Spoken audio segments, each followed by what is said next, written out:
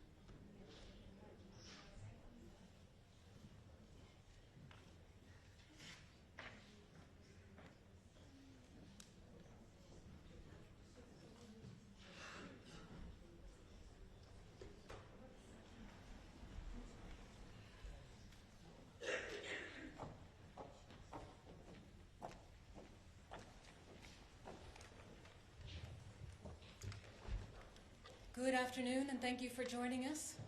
We'll start with a statement from the Secretary General, and then we'll have time for a few questions. Thank you, and good afternoon. This morning, the North Atlantic Council held consultations under Article 4 of the Washington Treaty. This followed a request from Estonia after their airspace was violated by 3 armed MiG-31 fighter jets on Friday, where NATO responded quickly and decisively. Following the meeting, allies issued a strong statement of solidarity and resolve. They condemned Russia's reckless actions, which are escalatory, risk miscalculation, and endanger lives. Allies affirmed yet again that our shared commitment to collective defense is unshakable. We do not want to see a continuation of this dangerous pattern by Russia, intentional or not, but we stand ready and willing to continue to defend every inch of Allied territory. Our posture on land, at sea and in the air is serving us well. Our pilots are doing precisely what they are trained to do when there is a potential risk of incursion. This is what we plan for, what we train for, and it works. General Krinkevich, NATO's Supreme Allied Commander, has the tools and authorities he needs to ensure our defense. And Eastern Sentry, which he and I launched earlier this month, adds further strength and flexibility to our posture along our eastern flank, and anywhere else we might need it. Allies also continue to exercise to ensure that we are ready for whatever threats we might face. Even now, the largest aircraft carrier in the world, the USS Gerald R. Ford, is in the neighborhood and exercising with allies across the continent, reinforcing our ability to operate together across domains and over distances. This long-planned defensive exercise, unrelated to current events, is highly relevant to our availability and ability to do what NATO was founded for, to deter and defend. This is what we will continue to do, with calm determination. And with that, I have time for a few questions. All right, let's start with AFP, here in the second row.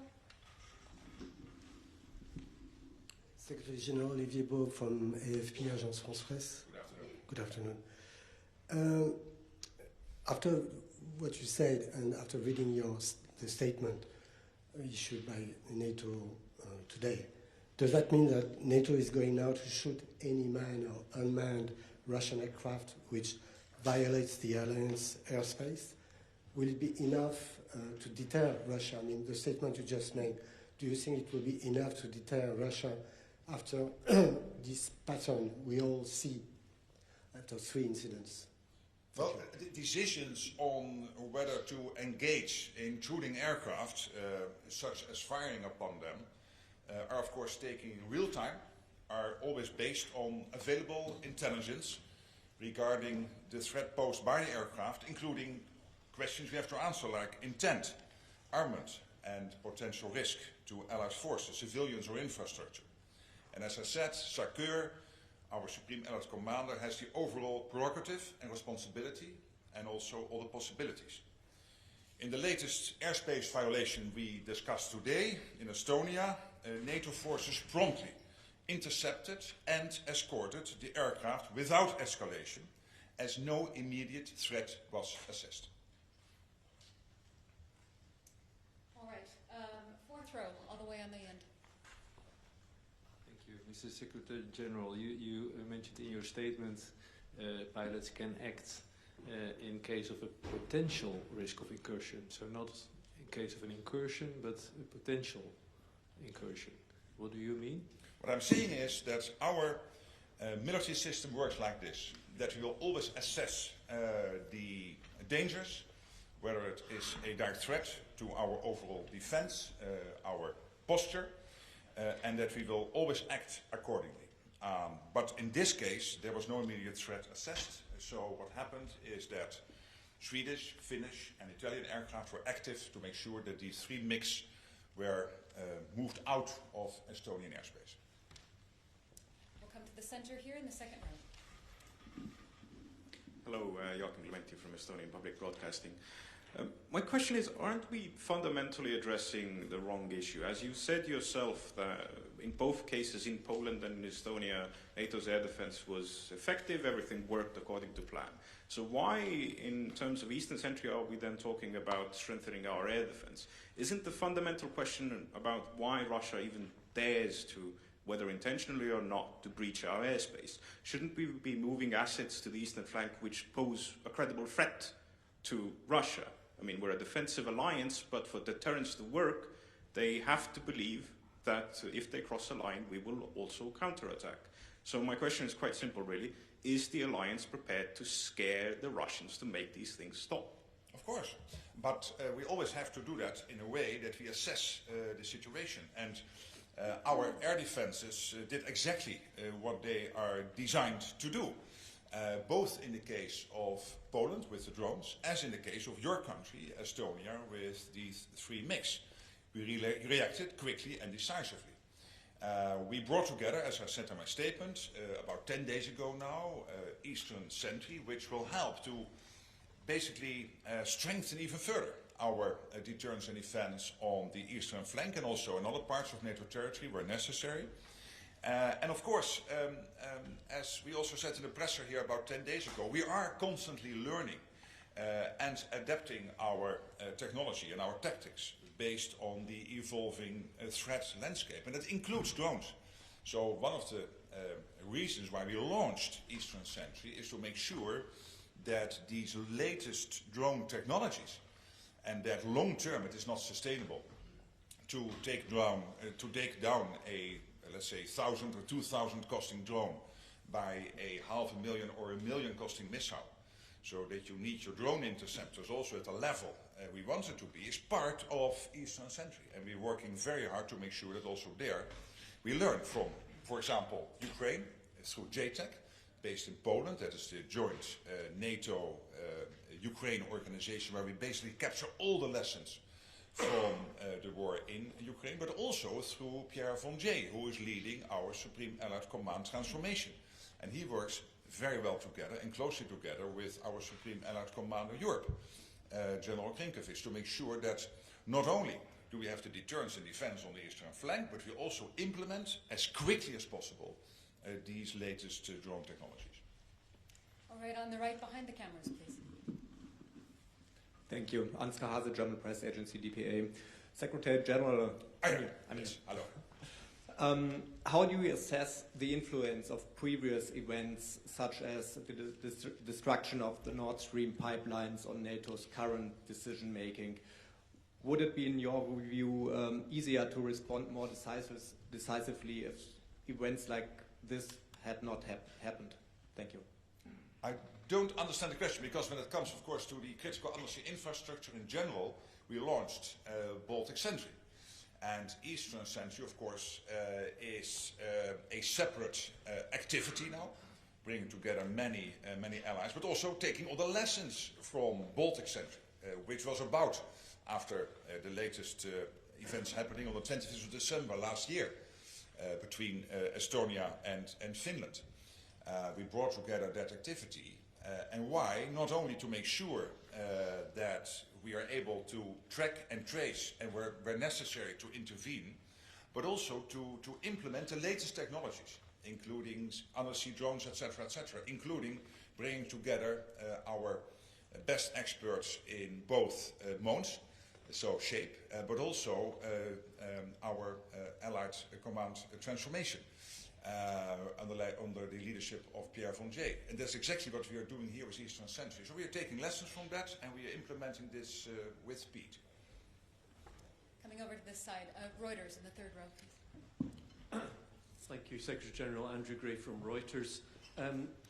Are you, as part of reviewing what happened the other day, going to look again at rules of engagement, or are you confident that they are fine as they stand? And following up a broader question, NATO, at the heart of NATO is the idea of deterrence. At the moment it seems like deterrence is not working because Russia is undertaking these incursions. So do you need to do anything more in order to make your deterrence more credible? Well, I think what the Russians saw is that we are willing indeed to defend every inch of Allied territory. It's exactly what happened in Poland when a Dutch F-35 shot down Russian drones. But also when it comes to Estonia, where thanks to the Finns and the Swedes and the Italians, we were able to escort these 3 MiG-31 out of Estonian airspace. And our message to the Russians is clear. We will defend every inch of Allied territory. We will make sure that we can always defend and deter where necessary. We are a defensive alliance, yes, but we are not naive. So we see what is happening, and whether it is intentional or not. If it is not intentional, then it is blatantly incompetence. Of course, even if it is incompetence, we still have to defend ourselves. The 4th row, the gentleman with his hand up there. Thank you very much. Antonio from Magali for Neue Zwischenzeitung. Hi, Secretary General. A question, sorry, I'm too close. Is it politically wise to invoke Article 4 now within a couple of days, twice? Because, of course, you are sending a signal to Russia, a signal of nervousness, maybe, and this will be listened like this in Russia, of course. And the more practical question about the incident in Estonia, what can you tell us about the Russian fighter jets, where they aren't actually in this moment? Thank you. Well, to begin with your first question, I think these 2 Article 4s are both warranted. And it had to do first with the impact of the drone threat to Poland. This was a multiple amount of drones, so it was different from some other incursions. So I think it was totally clear that the Polish government had to invoke Article 4, and I think it was very useful. And also here, when it comes to Estonia, last Friday, when you look at the location and the duration of the presence of these MiG-31 in Estonian airspace, I think it is absolutely warranted that we had this Article 4 consultation. But let me also make very clear that our Supreme Allied Commander has all the authorities he needs, that this alliance has all the capabilities it needs to, whenever the Russians, whether it is intentional or not, but blatantly, be it incompetence, but at least being reckless and being irresponsible, try to invade Allied airspace, NATO airspace, then we will react. They know, and we will defend ourselves. There's no doubt. The woman in the 2nd row. Thank you. Susana Frestes, SIC Portugal. You were mentioning a promptly response from NATO, but don't you think that 12 minutes of MiG-31 flying around Estonian skies is too much? Was it that fast? And you say that if there's a direct threat, NATO will respond. Does it mean that in that case you can shut down whatever is needed, as my colleague from AFP asked? And if I may, regarding what happened in Denmark, do you see any connection with these threats in Romania, Estonia, and Poland? Is there a link with what happened in To your first question, we will always react with calm determination, because we have all the defensive systems in place to make sure that we can defend every inch of Allied territory. That's what we have shown, both in the Polish case as well as in the Estonian case. And I really commend the fighter jet pilots from Sweden, from Finland, and of course from Italy, in the Estonian case, but also Germany and Italy and the Dutch when it comes to the Polish situation a week ago, for acting so decisively and so quickly. But of course, to the second half of your first question, as I said before, the decisions on whether to engage intruding aircraft, including potentially firing upon them, will always be assessed based on all the elements I just mentioned. And as no immediate threat was assessed here in this case, shooting down the MiGs was not necessary. And of course, what we will always do is to make sure that we react in a proportionate way. But if necessary, you can be assured we will do what is necessary to defend our cities, our people, our infrastructure. But this is how it works. So it doesn't mean that we will always immediately shoot down a plane. We will, as I said, based on clear dimensions, assess the situation real time based on all the available intelligence. And that's exactly what happened here. To your second question, I was just on the phone with the Danish Prime Minister. Of course, there's talk now of 4 big drones three big drones creating big difficulties in Danish airspace, including the capital's airport.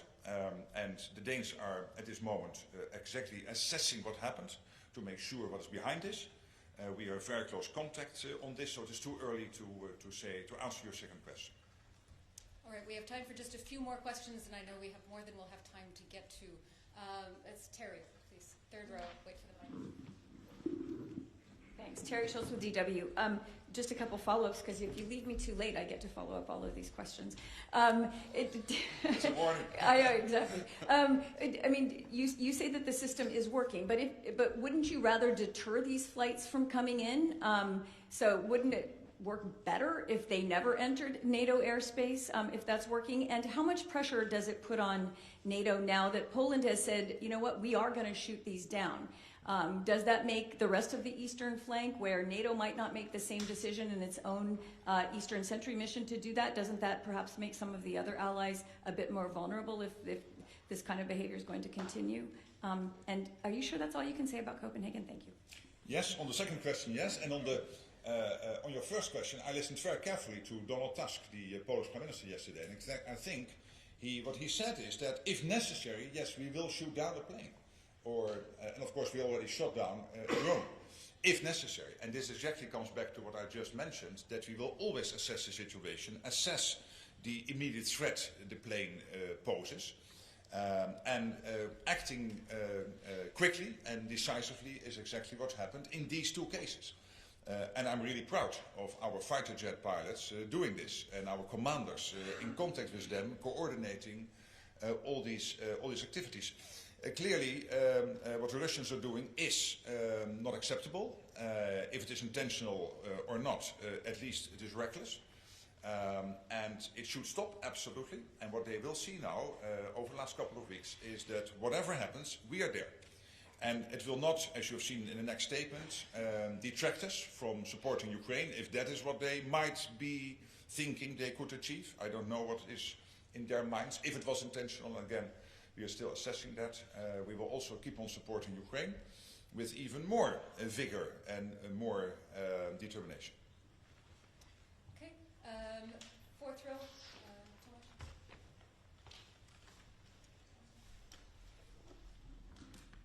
Thanks for the question. Thomas Kuczka with Frankfurter Allgemeine Zeitung. Good afternoon. Good afternoon. There was also Polish Foreign Minister Radosław Sikorski, who yesterday night at the UN Security Council warned Russia that Poland would shoot down any aircraft or missile entering, I quote now, our space without permission, deliberately or by mistake, which is in clear contradiction to what you just said about intentional and non-intentional patterns of behavior. Can you please clarify, does Poland have the right to do this on their own, or are they bound by common rules of engagement for all NATO allies? Thank you. I just commented on the Polish Prime Minister, and I would like to leave it at that because I cannot comment on every official in NATO territory because there are so many. Thank you so much. He didn't, by the way, Polish Prime Minister, I just checked his quotes, did not say if necessary. He just said there may be incidents which are not clear, but he did not say if necessary. No, I'm not saying that he literally said that, but we all agree that when there is an incursion, when that takes place, we have to act decisively and quickly, exactly as we have done in the Polish case, in the Estonian case, and there have been other cases in Latvia, Lithuania, in Norway, we have in Finland. We always act decisively and quickly and always assess the threat levels and make sure that if there is an immediate threat, of course, we will not hesitate to do what is necessary to protect our cities, our people, our infrastructure. Okay, final question. We'll go to the end here, 4th row. Yes, hi, Karen Axelsen from Politik in Denmark. Hello. Hello. You said you didn't want to comment on the Danish incident, so let's call it the Danish-Norwegian incident. Is NATO, as you said, ready to act decisively on incidents like this, what happened in Copenhagen and in Oslo? And we're having 2 big summits next week in Copenhagen. Is it, what can we do? I mean, is a drone wall enough to deter these kind of incidents, whoever was behind it?